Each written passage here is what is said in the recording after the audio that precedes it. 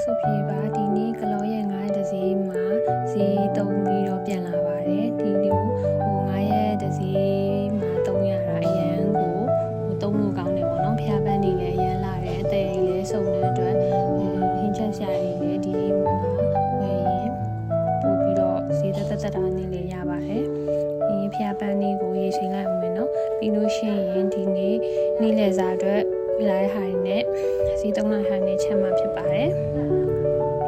ပန်းလေးကလေးတပွင့်ကျိုးသွားပါတယ်ဖေနားမှာတိုက်မိလည်းမမှတ်မိတော့ပါဘူးရှင်အခုပြီးလို့ရှိရင်နေ့လယ်စာ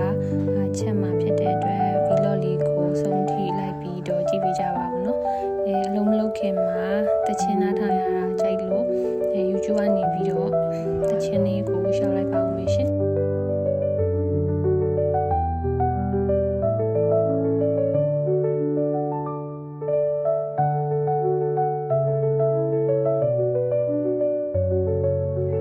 ရှင်တဲ့ချင်းလေးကိုရှာတွေးပြီးဆိုတော့စပြီးတော့ချက်ရတော့မယ်ပေါ့နော်လိုက်ပြီးတော့ကြည့်ပေးကြပါအောင်ရှင်ဒီဝလာတဲ့ဟာလေးတွေကိုနည်းပါသိမ့်မယ်ဒီကတည်းကထဲတင်တာထဲမယ်ပြီးလို့ရှိရင်ရွက်လေးတွေကိုတင်မယ်ပေါ့နော်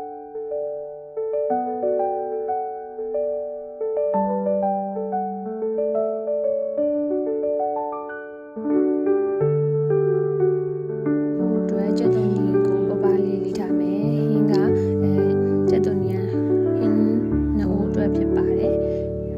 လေးချက်တုံးပြူတို့ပြရိုက်မယ်ပေါ့နော်ဒီနေ့ချက်မှာကချက်မောင်ရွယ်ကြော်ရဲ့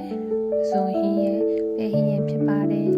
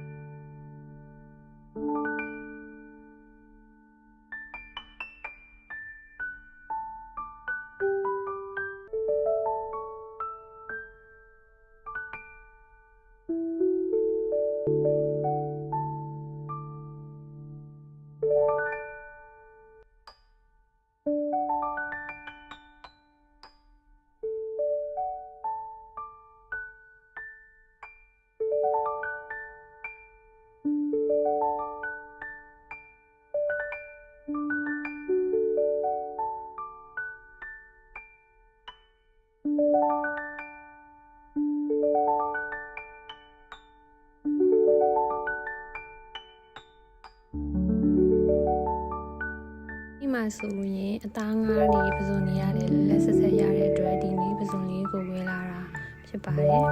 ဈေးလဲတက်တာတယ်ပေါ့နော်ဈေးနေမှာဝယ်လို့ရှိရင်